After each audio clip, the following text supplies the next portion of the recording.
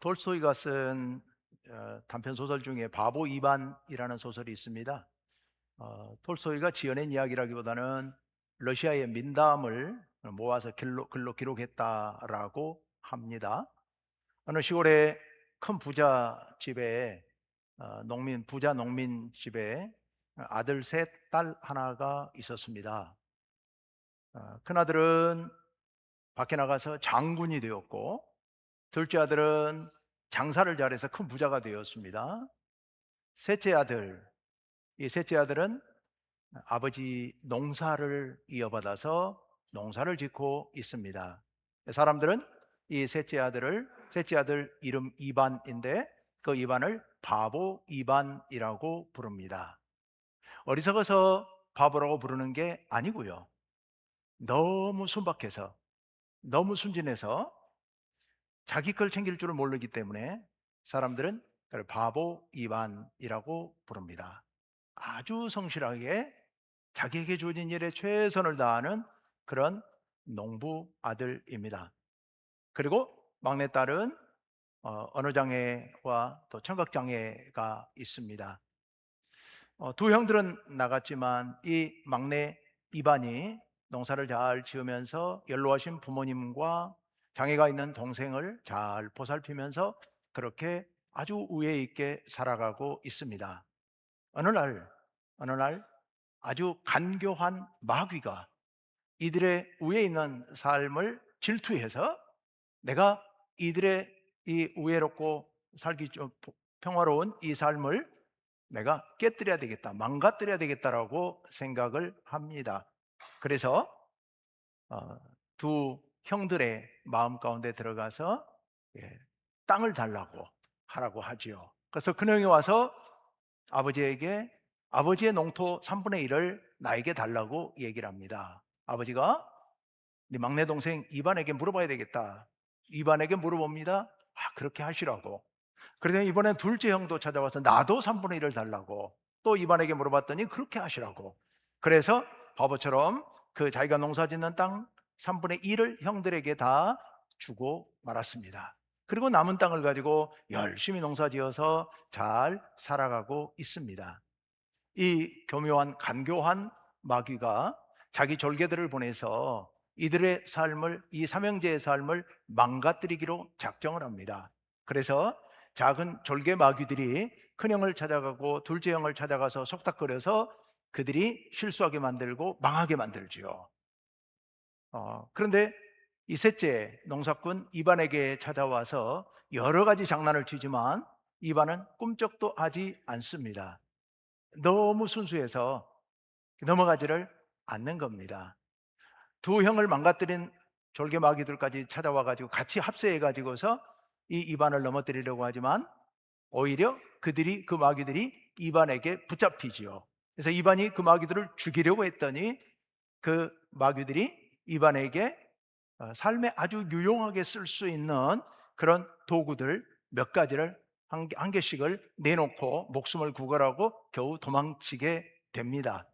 자, 이 마귀들이 준 이 유용한 도구들을 가지고 이제 망가진 큰형에게 주어서 큰형이 다시 군사를 회복하고 나라의 왕이 되게 하고, 둘째 형 장사꾼에게도 또 그 돈을 주어서 그걸로 돈이 되게 해서 그 사업을 일으키고 왕이 되게 합니다.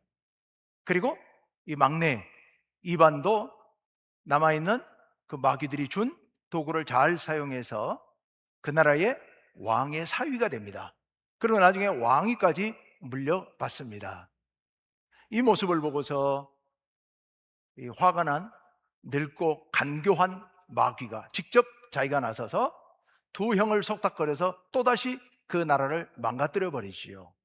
하지만 이 막내 이반은 아무리 해도 넘어지지를 않습니다. 왜요? 왕이 됐음에도 불구하고 너무 소박하고 너무 순수하게 살아가는 겁니다. 왕인데도 불구하고 농사를 짓습니다, 친히. 그리고 그 모습을 보고서 백성들도 왕을 본받아서 열심히 농사 지으면서 착하게 살아가는 겁니다. 자, 마귀가 결국 실패하게 되었다는 이야기인데요. 여러분, 오늘날 우리가 만약 이 바보 이반처럼 그렇게 착하게 세상을 살아간다면 어떻게 될까요? 망하겠죠. 그렇게 갖고는 인생을 살 수 없겠죠. 왜요? 오늘날 사람들은 뭐 예전이나 지금이나 사람 마음은 똑같지만 인간들이 너무 영악하고 너무 이기적이고 너무 폭력적이고 그리고 너무 간교해서 사실 이 세상 가운데서 바보처럼 그렇게 이반처럼 착하게만 살아가다가는 사실 살기 어려울 겁니다. 자, 그런데요, 우리는 이 어려운 세상 가운데서 그러면 어떻게 살 것인가? 형들처럼 영악하게 살 것인가? 아니면 이반처럼 바보처럼 살 것인가? 어떻게 사는 것이 잘 사는 길일까? 자, 이제 오늘 말씀을 한번 봅시다. 오늘 말씀은 시인의 시편이죠. 시이죠. 아마도 찬송시이면서 내용을 보면 기도시일 겁니다. 자, 이 시편 기자가 성도들과 함께 하나님께 예배하면서 찬양을 했던 그런 시가 오늘 시편 67편 시입니다. 자, 그런데요, 오늘 이 시편 중간에 후렴구가 두 구절 들어있어서 먼저 뒷부분을 먼저 한번 보려고 합니다. 뒷부분에 5절, 3절과 5절이 똑같은데요, 5절 말씀을 먼저 한번 봅시다. 5절 다 같이 읽습니다. 시작. 하나님이여 민족들이 주를 찬송하게 하시며 모든 민족으로 주를 찬송하게 하소서. 아멘. 하나님께 찬양하는데요, 뭐라고요? 하나님, 민족들이, 지금 누가 찬송하고 있을까요? 유대인들이에요. 이스라엘 민족들이에요. 이스라엘 민족들이 하나님을 찬송하는데, 그런데 자기 민족만이 아니라 다른 민족들까지, 또 둘째 줄에 보면 모든 민족들이, 이 땅에 살고 있는 모든 민족이 주 하나님을 찬송하게 되기를 바랍니다 라는 그런 기도입니다. 정말 대단히 폭이 넓은 그런 기도이죠. 우리만이 아니라 온 세상 모든 민족이 하나님을 찬양했으면 좋겠습니다. 하나님 그렇게 해주십시오 라고 지금 기도하면서 찬양하고 있는 겁니다. 자, 그런데 왜 이렇게 감사하면서 찬양하기를 바랄까요? 찬양해야 할 이유가 뭘까요? 모든 민족이. 자, 그 이유가 6절에 나옵니다. 6절 말씀 한번 읽고 다 같이요. 시작. 땅이 그의 소산을 내어주었으니 하나님 곧 우리 하나님이 우리에게 복을 주시리로다. 아멘. 여기 땅이 그의 소산을 내어주었으니, 그리고 둘째 줄 끝에 복을 주시리라 하는 구절은 다 완료형으로 기록이 되어 있습니다. 그래서 하나님께서 우리에게 이미 소산을 내주었고 그리고 복을 주셨다는 거예요. 자, 아까 5절에서 모든 민족이 하나님을 찬송하기를 바랍니다 라고 했는데요, 그 이유가 바로 이겁니다. 땅이 소산을 내주셨어요. 즉 땅에서 많은 곡식을 추수한 거예요. 그러면서 이것을 하나님이 우리에게 주신 복으로 알고 있는 겁니다. 자, 우리가 땅에서 가을에 풍성한 곡식을 수확했으니 이것이야말로 하나님께서 우리에게 주신 복이다. 그러니 우리 모두가, 온 민족이 다 함께 하나님을 찬양합시다 하는 그런 노래입니다. 여러분, 풍년이 들면, 우리의 일이 잘 되면 우리가 하나님께 감사하고 찬양할 수 있게 될까요? 여기 찬양이라는 단어는 감사 찬양을 의미하거든요. 그러면 우리 모두가 하나님께 감사하고 찬양할까요? 예. 모든 민족에게는 대개 가을에 추수를 하고 나면 추수감사 축제를 하기도 하고 그렇습니다. 그러나 여러분, 그게 진심 어린 하나님께 대한 찬양인가? 꼭 그렇지만은 않을 수도 있습니다. 여러분, 사람들은요, 풍성한 수확을, 풍성한 소출을 얻으면요, 그것에 굉장히 기뻐하면서 동시에 사람 마음속에는 욕심이 커지게 됩니다. 그래서 내년에는 이것보다 더 많은 수확을 얻고 싶어 합니다. 그래서 신에게 추수감사제를 드리는 이유가 정말로 감사해서 드리기보다는 올해 얻은 이 소출보다 내년에는 더 많은 소출을 얻게 해달라고 빌고 싶은 그 욕심 때문에 대개 추수감사제를 지내는 겁니다. 인간의 욕심이라는 게 끝이 없습니다. 많은 것을 얻으면 그것으로 만족하고 사람들과 함께 나누고 함께 기뻐하고 감사하면 얼마나 좋겠습니까? 많은 사람 마음이라는 게 작은 것이라도 얻게 되면 더 많은 걸 얻고 싶고 더 많은 걸 얻으면 더 많은 것을 얻고 싶은 게 인간의 마음이지요. 톨스토이가 쓴 다른 단편 소설 중에 이런 소설이 하나 있습니다. 인간에게는 얼마나 넓은 땅이 필요한가 하는 그런 유명한 소설이 하나 있습니다. 어떤 소작 농부가 있었습니다. 남의 땅을 빌려가지고 농사를 짓는 소작농이었습니다. 아주 평화롭고 아주 행복하게 농사지어서 소박하게 잘 살아가고 있었습니다. 그런데 어떤 계기에 자기 땅이 생긴 겁니다. 자기 땅을 마련한 겁니다. 어렵게 자기가 땅을 샀어요. 그리고 나서 그 땅에서 농사를 지으면서 너무 행복한 거예요. 근데 문제는 그 마음속에 땅이 좀 더 넓었으면 좋겠다, 이런 생각을 하게 되지요. 그런데 그런 생각을 하자마자 어떻게 또 다른 땅이, 더 넓은 땅을 얻을 수 있는 기회가 생깁니다. 그래서 힘쓰고 애쓰고 모으고 절약해서 더 넓은 땅을 구입합니다. 그 넓은 땅을 가지니까 더 넓은 땅이 갖고 싶습니다. 그래서 더 넓은 땅을 갖습니다. 그러던 와중에 어떤 장사꾼 한 사람이 찾아와서 이야기하는 걸 듣습니다. 여기서부터 좀 떨어진 어떤 곳에 유목민들이 살고 있는데, 양을 치는 유목민들이 살고 있는데 그들의 땅이 너무 기름지고 좋은데 그 사람들은 농사를 안 지으니까 땅 그렇게 많이 필요하지 않아서 그 땅을 원하는 사람이 있다면 헐값에 엄청난 땅을 판다는 거예요. 그래서 그 소리를 듣고 귀가 솔깃해가지고, 이야, 내가 지금도 땅이 넓지만 이것보다 훨씬 더 넓은 땅을 차지한다면 얼마나 좋을까 해서 그곳을 찾아갑니다. 찾아가서 그곳 유목민의 족장을 만나가지고 거래를 합니다. 내가 땅이 필요한데 나에게 땅을 팔라고. 그랬더니 족장이 그러자고 허락을 합니다. 조건이 있습니다. 당신이 하루 해 뜰 때부터 해 질 때까지 빙 돌아서, 표시를 하면서 빙 돌아서 오면, 그러면 그 땅은 당신에게 다 주겠다.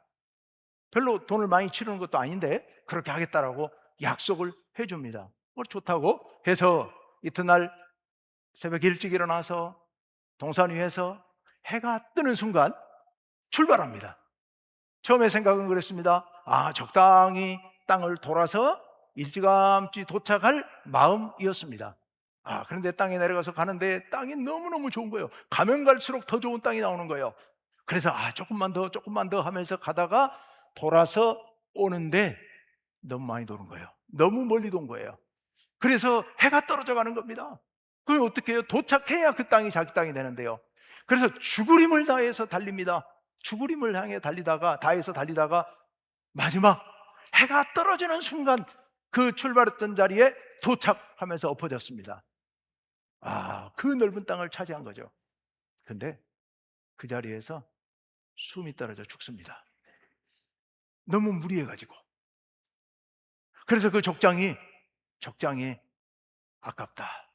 이 땅을 다 가져갈 수 있었는데 그 땅에 파묻도록 허락해라.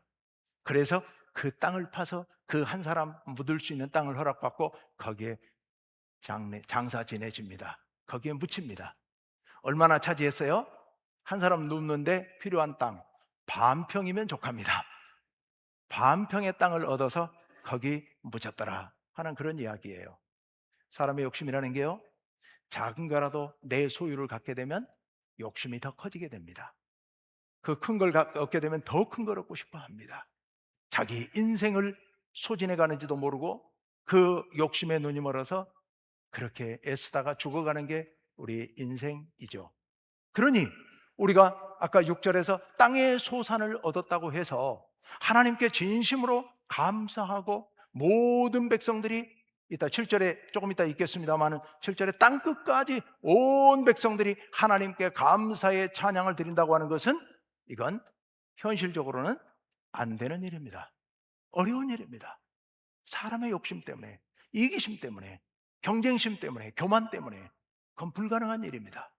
자, 그런데 이 시인은 이렇게 찬양하고 있습니다. 그러니 이 기도, 이 찬양은 실현 불가능한 그런 기도이죠. 자, 이제 7절로 한번 넘어가 볼까요? 7절 말씀에 더 한술 더 뜹니다. 이렇게 찬양합니다. 다 같이 읽습니다. 시작. 하나님이 우리에게 복을 주시리니 땅의 모든 끝이 하나님을 경외하리로다. 아멘. 여기는 미래의 일이에요. 하나님이 우리에게 복을 주실 것이다. 우리가 하나님께 땅의 소산을 얻고 하나님께 감사의 예배를 온 백성들이 다 손에 손을 잡고 모든 민족이 손에 손을 잡고 하나님을 찬양하면 하나님께서 우리들에게 넘치는 복을 부어주실 텐데, 그렇게 되면 땅의 끝까지, 즉 온 세상 모든 사람들이 다 함께 하나님을 높이며 하나님을 두려워하며 하나님께 영광을 돌릴 것입니다. 이렇게 기도하고 찬양하고 있는 겁니다. 자, 얼마나 좋은 일입니까? 온 세상 모든 사람들이 함께 손에 손을 잡고 함께 기뻐하고 함께 찬양하고 하나님께 무릎 꿇고 경배하는 이 아름다운 모습, 정말 좋은 모습이지요. 그런데 문제는 어떻게 이 일을 이루어낼 것인가 하는 것. 이 악한 인간들이, 이 이기적이고 교만으로 가득 차 있는 이 인간들이, 이 포악한 인간들이 어찌 그렇게 될 수 있겠느냐 하는 것, 이게 문제 아닙니까?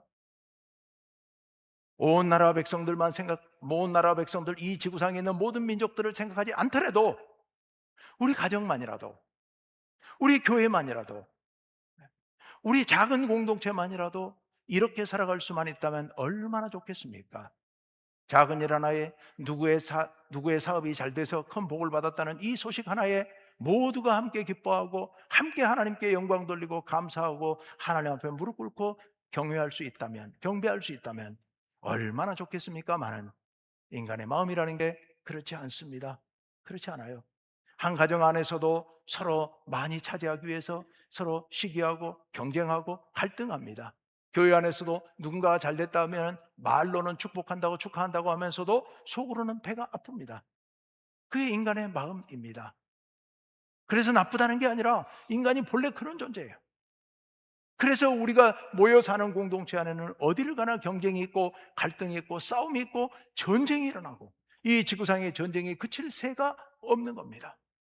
자, 이런 우리 인간들이 도대체 어떻게 살 것인가? 오늘 이 시인의 노래와 같은 이 아름다운 모습을 우리는 어떻게 이루어 갈 것인가? 자, 이제 이 시의 앞부분으로 넘어가겠습니다. 맨 앞에 서론 1절은 떼놓고 3절 말씀을 한번 봅시다. 3절 말씀 다시 한번 아까 5절과 똑같습니다만은 한 번 더 읽습니다. 다 같이요. 시작. 하나님이여, 민족들이 주를 찬송하게 하시며 모든 민족들이 주를 찬송하게 하소서. 아멘. 다시 한번, 모든 민족이 함께 손에 손을 잡고 하나님을 찬양하게 하기를 원합니다. 감사 찬양하게 해 주옵소서 라고 그렇게 노래하고 있습니다. 그리고 그 이유가 앞에 있는 2절과 4절에 나옵니다. 2절 말씀을 띄워주십시오. 2절, 왜 찬양할 것인가? 왜 모든 민족이 찬양할 것인가? 그 이유입니다. 2절 다 같이요. 주의 도를 땅 위에, 주의 구원을 모든 나라에게 알리소서. 아멘. 모든 나라에, 온 세상 모든 나라에 알려주옵소서, 알게 하여 주옵소서라는 겁니다. 무엇을요? 주님의 도를. 여기 도가 뭐예요? 주님의 뜻, 주님의 가르침. 그리고 두 번째 또 무엇을요?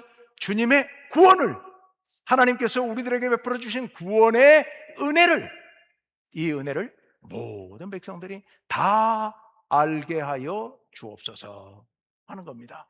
여러분, 모두가 하나님을 알게 되는 것, 하나님의 은혜를 알고 하나님의 사랑을 알고 그래서 하나님의 뜻을 알고 하나님의 그 뜻대로 살아가는 것, 그런 세상, 이게 어떤 세상일까요?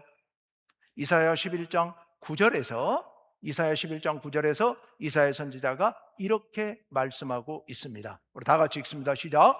내 거룩한 산 모든 곳에서 해됨도 없고 상함도 없을 것이니 이는 물이 바다를 덮음같이 여호와를 아는 지식이 세상에 충만할 것임이니라. 아멘. 이 구절이 어떤 구절이냐? 이사야 선지자가 메시아를 예언합니다. 메시아가 와서, 평화의 왕이 와서 이 세상을 다스리면 이 세상이 하나님의 나라가 될 것이라는 말씀입니다. 그래서 이 하나님의 나라가 되면 내 거룩한 산 모든 곳, 이 온 세상에서 남에게 해를 끼치는 일도 없고 누군가에게 피해를 당해서 내가 상하는 일도 없고 온 세상이 아름답고 행복한 평화로운 하나님 나라가 될 것이라는 말씀입니다. 왜? 어떻게 하나님 나라가, 그런 나라가 이루어지느냐? 이 앞에 이제 말씀에 보면 사자가 송아지와 함께 뛰어놀고 어린아이가 독사의 굴에서 장난치고 이런 행복한 세상을 이야기하고 있거든요. 근데 그런 세상이 되기 위한 조건, 그게 뭐냐?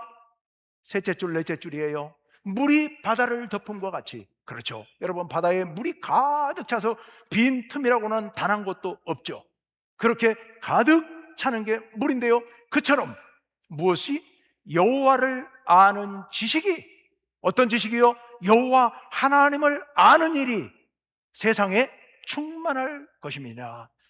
여호와를 아는 지식이, 즉 온 세상 사람들이 다 여호와 하나님을 알고 그 뜻을 알고 그 사랑을 알고 은혜를 알고 그 복을 알면, 그러면 온 세상이 무엇이 된다고요? 하나님 나라가 된다고요. 하나님 나라가 돼요. 그가 누구도 누구를, 그 어떤 누구를 해치지 않는, 누구도 상하지 않는, 마음 상하는 일도 없고 그래서 슬프고 아픈 일도 없고, 이런 아름다운 하나님 나라가 이루어질 텐데, 그 하나님 나라는 어떤 나라냐? 모두가 누구를 아는, 여호와를 아는 지식으로 충만해질 때. 그러니까 여러분, 하나님 나라는 어떤 나라요? 우리 모두가 하나님을 알고 하나님을 섬기는 나라, 그런 나라가 하나님 나라예요. 다른 말로 바꾸면 하나님의 뜻이 이루어지는 나라, 그런 나라가 하나님 나라인 겁니다. 여러분, 지금 뭐라고 얘기하고 있냐면, 왜 모든 민족이 하나님을 찬양해야 되느냐? 하나님께서 당신의 뜻을, 당신의 구원을 모든 백성들에게 알게 해주신다면, 그러면 모든 민족이 하나님을 찬양하고 영광 돌릴 겁니다 라는 그런 이야기예요. 이 2절 고백이 하나님의 나라를 이야기한다는 것은 4절 말씀에서 다시 한번 확인해 주고 있습니다. 4절로 갑니다. 4절 다 같이 읽습니다. 시작. 온 백성은 기쁘고 즐겁게 노래할지니 주는 민족들을 공평히 심판하시며 땅 위의 나라들을 다스리실 것임이니이다. 아멘. 온 백성들이 기쁘고 즐겁게 노래하는데요, 누가요? 주께서, 여호와 하나님께서 민족들을 공평하게 심판하시고 땅 위의 나라들을 다 다스리실 것이기 때문에. 여러분, 심판 그러니까 갑자기 소름이 확 끼치시나요? 무서우신가요? 아니, 여기서 심판이라는 말은 고르게 다스리신다는 그런 의미입니다. 심판은 누구를 심판하느냐? 강한 힘을 가지고 권력을 가지고 연약한 자들을 착취하고 지배하고 짓밟는 자들을 심판하시는 겁니다. 여러분, 하나님께서 소돔과 고모라를 심판하셨는데요, 소돔과 고모라를 왜 심판하셨습니까? 많은 사람들이 착각하고 잘못 전해지고 있는 이야기가, 그들이 성적으로 타락했기 때문에, 동성애 때문에 그들이 심판받았다고 착각하고 있습니다만은 성경 말씀에는 그렇게 안 나와 있습니다. 창세기 보시면 하나님께서 그들을 심판하시는데요, 왜 심판하시느냐? 그들을 향한 부르짖음이 컸기 때문에 하나님께서 심판하셨다고 곳곳에 기록이 되어 있습니다. 창세기에. 그들을 향한 부르짖음이 무슨 소리입니까? 소돔과 고모라에 사는 사람들은 권력자들입니다. 부자들입니다. 힘 있는 사람들입니다. 그 주변에 있는 연약한 사람들을 그들이 착취하고 지배하고 못살게 굴고 수탈을 하니까 그들이 너무 억울해서 저 소돔과 고모라 저 나쁜 놈들 때문에 우리가 죽겠습니다라고 하나님께 하소연을 했더라는 겁니다. 그러니 하나님께서 그 소리를 듣고 저들의 울부짖음을 들으시고 부르짖음을 들으시고, 그 부르짖음이 너무 커서 하나님께서 견딜 수 없어서 소돔과 고모라를 심판하셨다고 창세기에서는 분명히 기록하고 있습니다. 여러분, 하나님께서 심판하신다는 얘기는 무슨 얘기예요?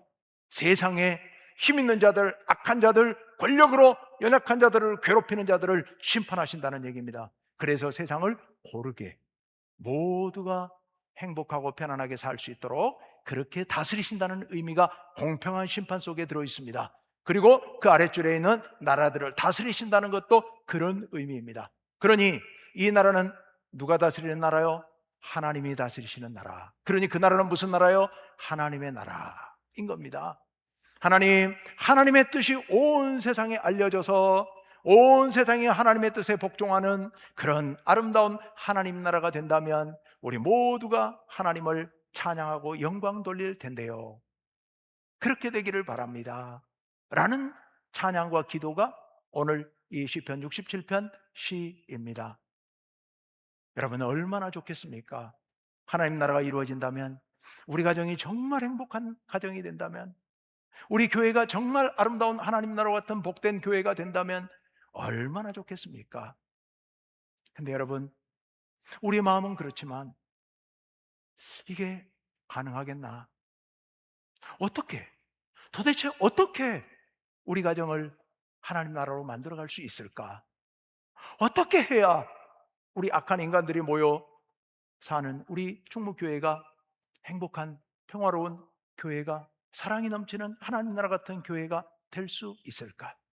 어떻게 하면 이 지구상의 전쟁이 그치고 힘 있는 나라, 부자 나라가 가난한 나라들을 돕고 서로 손에 손을 잡고 행복하게 그렇게 아름다운 인류 공동체를 이루며 살아갈 수 있을까? 어떻게 할 것인가? 이게 여전히 문제인 겁니다. 오늘 그 답을 하나님께서는 우리들에게 분명하게 말씀해 주십니다. 이 시의 서론인 1절 다 같이 읽습니다. 시작.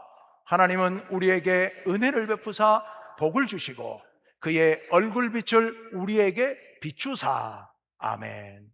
한 번 더 반복합니다. 시작. 하나님은 우리에게 은혜를 베푸사 복을 주시고 그의 얼굴빛을 우리에게 비추사. 아멘. 민수기 6장에 있는 제사장 축복문에 나와 있는 한 구절입니다. 하나님께서 우리들에게 은혜를 베푸시고 복을 내려주시고, 특별히 무엇보다도 그 얼굴빛, 하나님의 얼굴빛을 우리에게 비춰주시기를 기도하는 겁니다. 하나님께서 우리들에게 은혜를 주시고 우리에게 복을 주시고 우리에게 은혜의 얼굴빛을 비춰주셔야 하나님 나라가 이루어질 수 있다고 하는 그런 고백인 겁니다.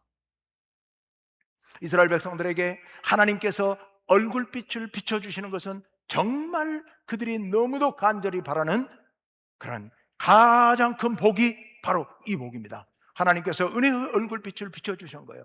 하나님께서 우리들에게 은혜의 빛을 비춰주신다는 얘기는 무슨 얘기냐? 하나님께서 우리의 구주가 되어주시고 우리의 돕는 자가 되어주시고 우리의 반석이 되어주시고 우리를 축복해 주셔서 우리가 평화롭게 행복하게 건강하게 살아갈 수 있도록 복을 주시는 그 은혜, 그것을 가리켜서 우리가 하나님께서 우리에게 빛을 비춰주신다, 얼굴빛을 비춰주신다라고 생각을 했습니다. 그래서 반대로 하나님께서 얼굴을 돌리시고 얼굴을 감추시고 얼굴을 숨기시는 일은 최악의 징벌이라고 생각을 했습니다. 사랑하는 부모가 어린 자녀를 보다가 그 어린 자녀의 못된 행실을 보면서 차마 볼 수 없어서 도저히 보기 싫어서 얼굴을 외면해버리는 것과 같은 겁니다. 그래서 하나님께서 백성들에게 얼굴을 외면한다는 얘기는 하나님께서 그들을 심판하신다는 의미로 받아들인 겁니다. 그래서 하나님께서 은혜의 얼굴빛을 비춰주시기를 그들은 간절하게 소망을 했던 겁니다. 근데 여러분, 이 하나님께서 우리들에게 은혜의 얼굴빛을 비춰주신다라는 이 말은요, 일방적으로 비춰주시는 걸로 갖고는 아무 의미가 없습니다. 그건 상호적인 것입니다. 하나님께서 우리들에게 은혜의 얼굴빛을 비춰주시기를 간절히 사모하는 백성들의 마음, 이 마음을 우리는 주목해 봐야 됩니다.